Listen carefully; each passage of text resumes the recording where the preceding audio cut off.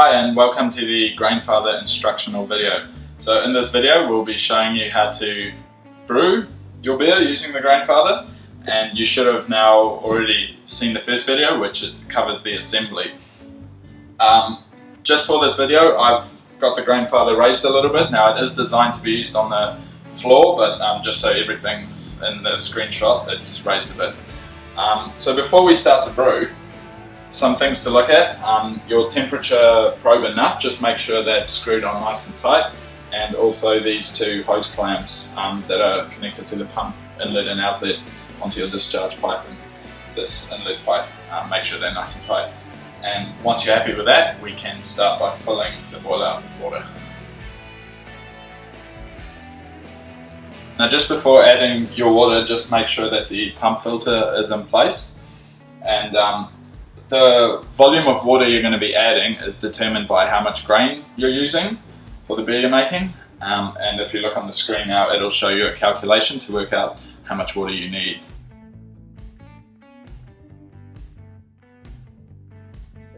So for this recipe I'm using today, I will need 15.9 litres of water, so I'll do that now.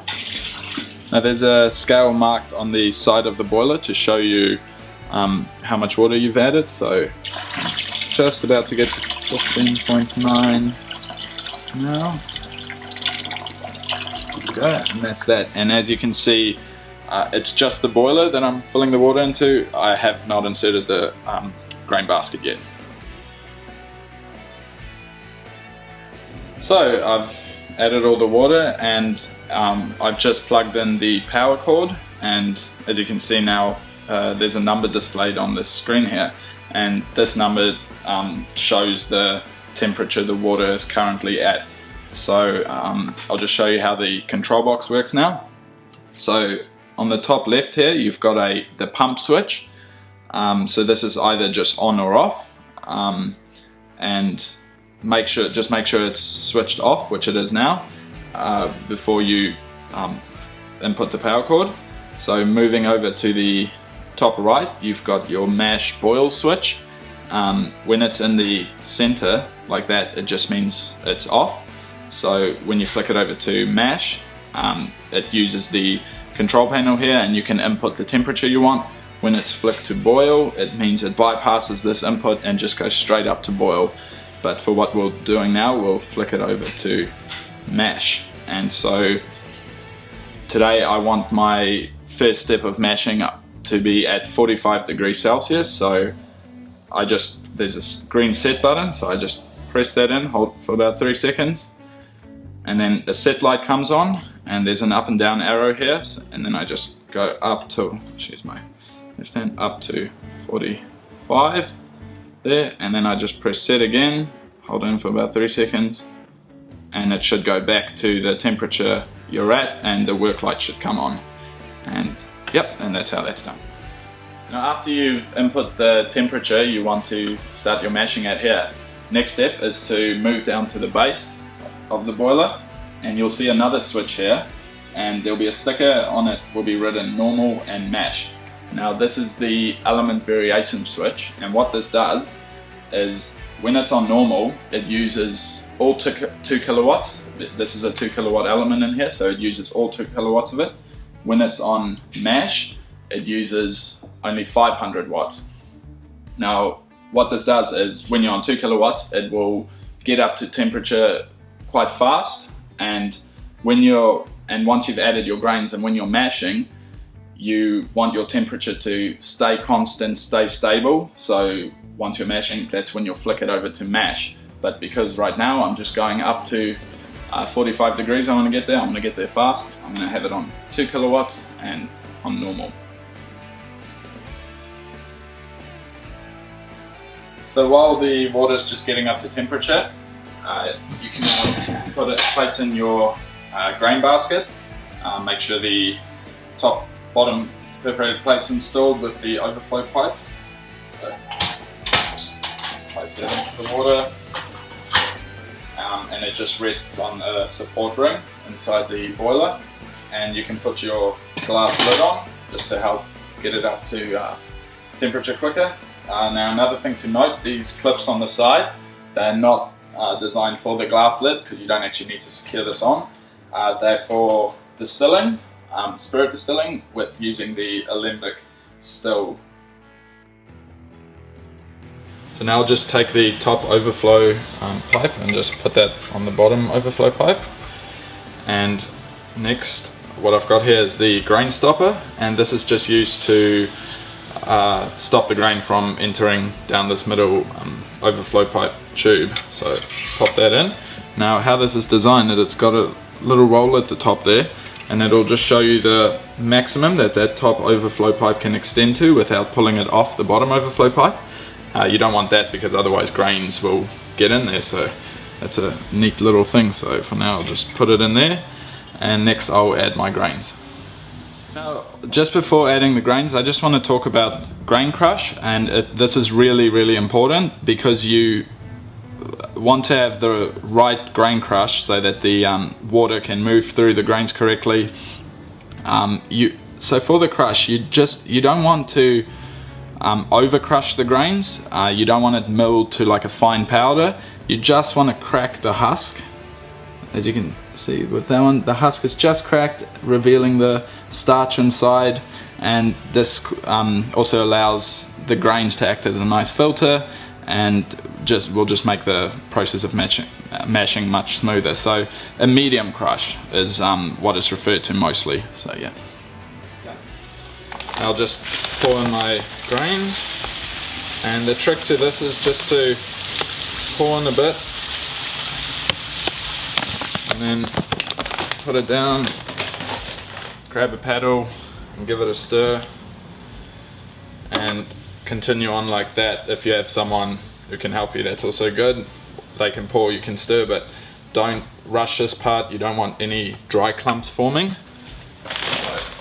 Just continue this, pour in a little bit, give it a stir, and then pour in a little bit.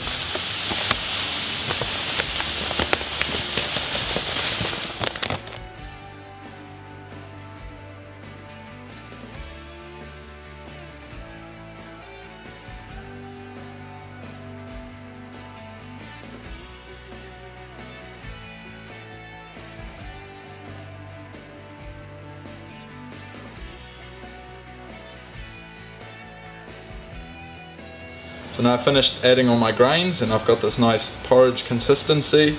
It's exactly what I want, and now I can remove my grain stopper, and next I'll add my perforated plates and start mashing.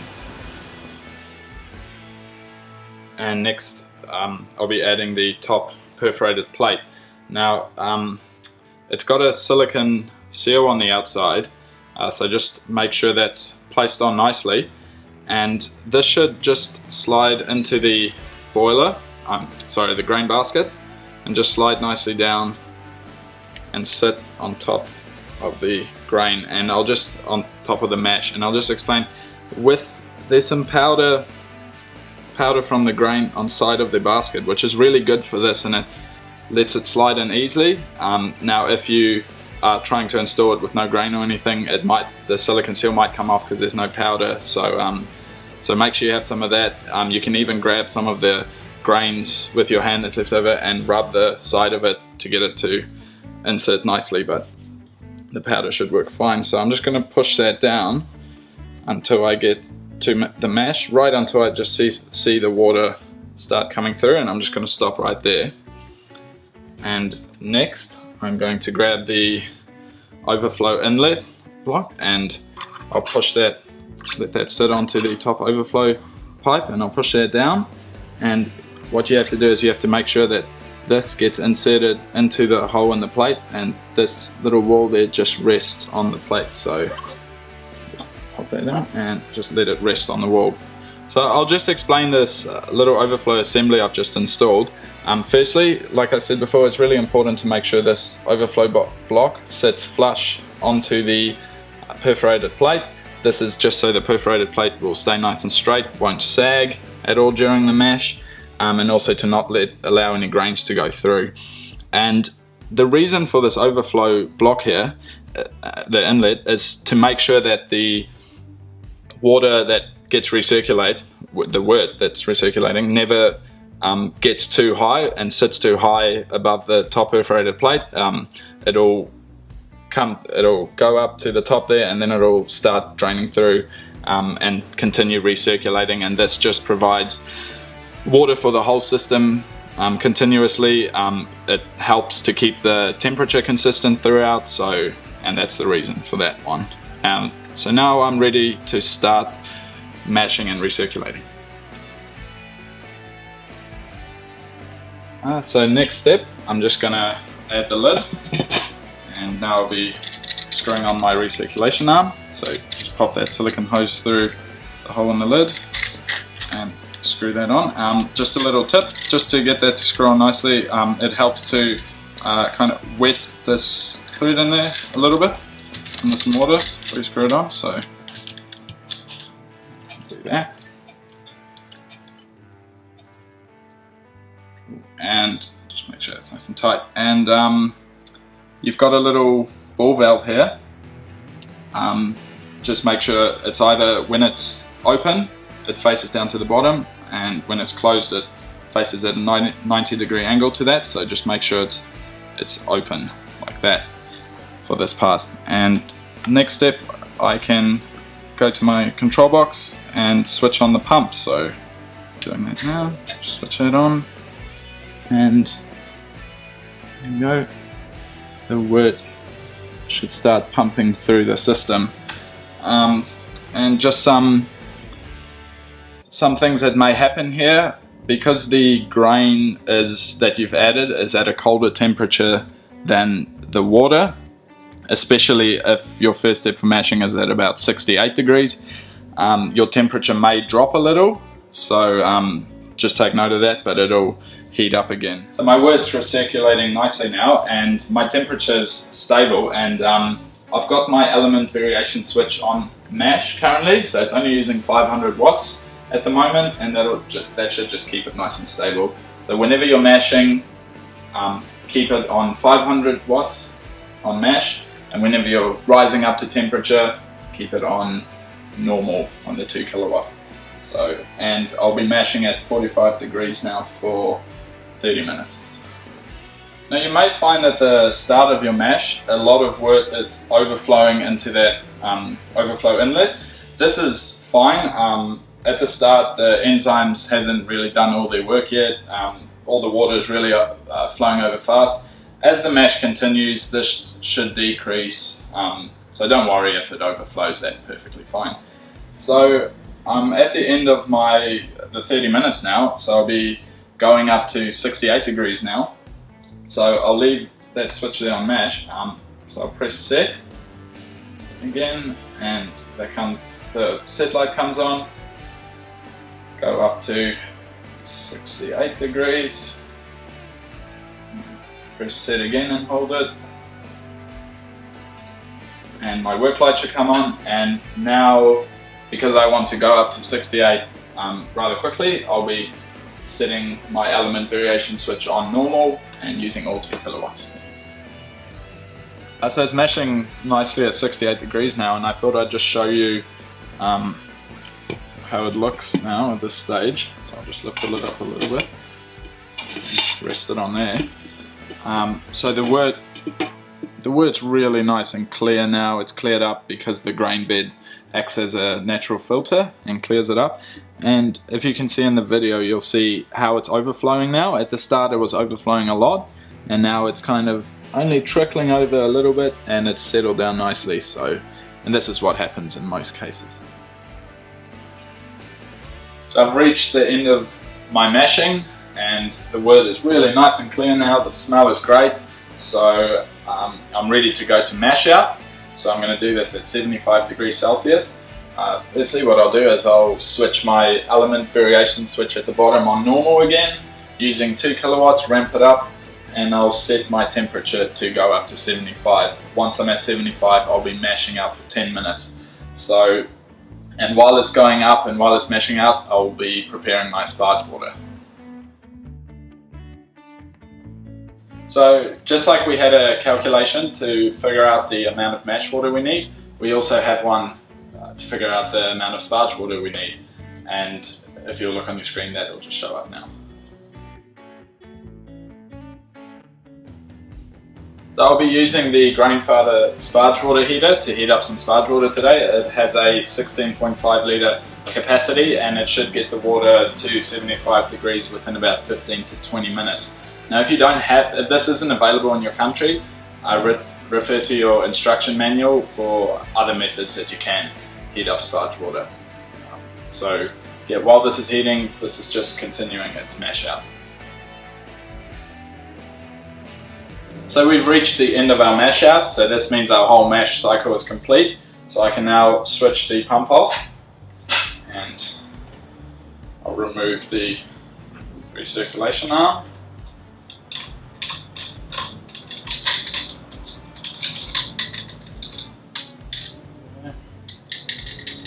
The other side. And also remove the glass lid. So next I will lift the basket to start sparging. So to lift out the grain basket, you have a handle, and it's got two little grooves in there, and this fits into the holes in the top of the grain basket. So just make sure it's fitted in nicely. Lift with two hands, depending on your grain bill. If this is quite a small grain bill, but if you have a large grain bill close to 9 kg, it can be a bit heavy. So I'm going to just lift that up, and just do this slowly.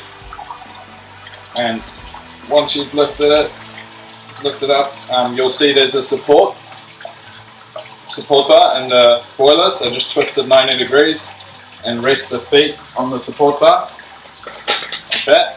Just make sure it's nice and rested, and take the handle out, and and you'll hear it drain the water. So while this is doing that, and before we start putting on the sparge water, a good step now is to flick the mash boil switch here, flick it onto boil, and make sure the element variation switch is on normal on 2 kilowatts, because as we're sparging, the word in here can go up and reach boil quickly. So just before pouring over my sparge water, I'm just going to push this plate down until it sits on the grain, until I meet the grain. Don't push down too hard, just get it till it rests on the grain, and pull the overflow top pipe up a bit, like that. And now I'll just get my water and start pouring that over the sparge water, and just with the sparge water, pour it over a little bit at a time, and just gently do this.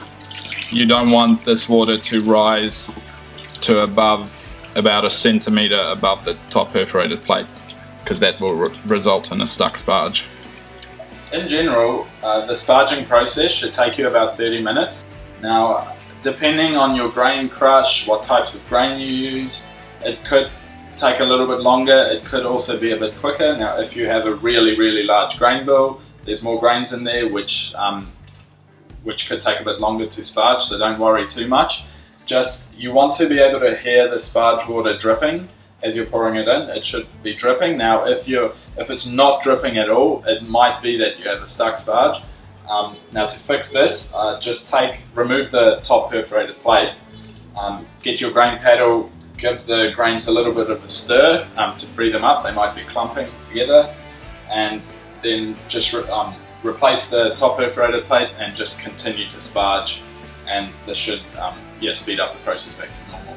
So I've just finished pouring over all my sparge water, so that process is finished. I'm at about 96 degrees Celsius. So it's time now for me to remove the grain basket. So again, just get your handle, place it into the holes, just make sure it's on nice and secure.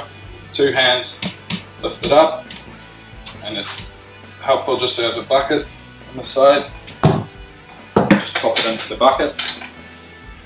Okay, leave that, and we'll just wait for it to get to the boil now. So my wort's at about 95 degrees now, and sometimes people have noticed that it's had a little bit of trouble getting up to boiling. Now this could be because there's some protein from the mashing, and that sits on the element, so it's a good idea to get your paddle and just insert it and just scrape the center of the element, and you'll feel, if you're scraping, just gently scrape it, but you'll feel some particles moving around in there and coming off it. So yeah, just scrape it in. This also, doing this means that those won't burn on during the boiling and it'll be easier to clean. So yeah, just give it a scrape like that and that should speed things up a bit. So it's just reached 99 degrees and just before, when it gets to 100, it'll display an HH and an alarm will come on. So, and also just stand ready now with your paddle as the wort will start to foam and you'll need to stir that in. Yep. So it's just started beeping at me and it's displaying HH. So to get the beeping to stop, just press the set button and hold it in. And then the beeping will stop and it will just flicker the HH, which means it's boiling now. So as you can see, there's a lot of foam currently rising up. So you'll just get your paddle and just stir this in. This could take about 5 minutes or so, depending on the grains, but so you just keep stirring that.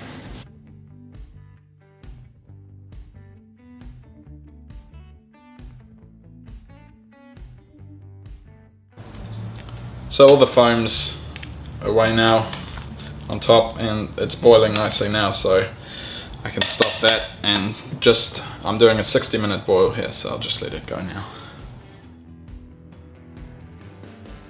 So I'm just going to add my 60-minute hop addition now, and this is my bittering hops, and just stand ready with the paddle. You can see bubbles start to rise. Stir that in, and I'm just going to repeat this same process with my other hop additions as well. I've got 15 minutes left in my boil, and I'm just going to add a clearing agent now for the boil, and this is carrageenan, and you can also add Irish moss, and this really helps with the clarity of your beer, so just add that in. And I've now reached the end of my boil phase, so I'm just going to flick the switch to the middle position and to turn it off. And now for this recipe I've got a 0-minute hop addition as well, which I'll just put in now. And just get that stirring. And I'm just going to let this sit in there for about 15 minutes and then I'll start my cooling. So I've let the hops do its hop stand now, and I'll just prepare my chiller to get ready for cooling. So tempered glass lid goes back onto the boiler, and the chiller will go onto the tempered glass lid with the little black plastic feet facing down. So the short clear hose where the plastic knob is, this will just tighten onto this discharge pipe, and this is where, when you turn the pump on, where the hot wood will flow through, and it'll go through the copper and come out of the long clear hose there. And the blue hose there, this is what connects to your cold water tap, so you should always brew with within reach of cold water, and this is covered in the assembly video, how to connect this to the cold water tap, and I'll do that. And the red hose is where the water comes out, so you can just let this go into a drain. I myself let it go into a bucket because I like to then use that water again for cleaning water, just to save some. So I'm just going to connect this to a tap now, and then I'll start my chilling. Okay, so I've connected everything up. So my blue hose, which is again where the cold water runs into, that's connected to the cold water tap. My red hose is just in a bucket down there, and that's where the water will drain out. I've connected the short clear tube to the discharge pipe, and what I'll do now is the long clear tube, I'll just pop it into the hole at the top of the glass lid, and I'm just going to turn the pump on and let this hot wort recirculate through the chiller. And what this does is, firstly, it sterilizes the chiller using this very hot wort, and it also, at the start, you might see as it goes through, there's small hop debris, little particles in there, and that will, after about 5 minutes, it'll clear up nicely as the hops form a nice natural filter around the metal filter. So I'm just going to turn my pump now. I'm just going to let this go through for about 5 minutes. So I've just turned on my cold water tap now, so cold water is flowing through the outside here, going in through the blue hose and coming out of the red hose, and I've still got my wort outlet tube going into the boiler. And what I'm going to do now is, I can start it to feel, it's cooling down already. So what I'll do now is I'll just go to my tap and I'll just adjust the flow rate, and by slowing it down, so by closing the tap a bit more, I can control how cool the wort is that comes out. So my wort's coming out nice and cold now, and I've adjusted the flow rate to what I wanted. So what I'm going to do now is turn the pump off, and the cooling water is still running through. So just wait for that to clear up a bit. There we go, the wort should run back in. I'm just going to take this hose, and this gets popped into the hole in my fermenter. And now I can just go there and I can turn the pump back on. Go. Now this cool wort should just start flowing into my fermenter, and next thing I'll do is I will pitch my yeast.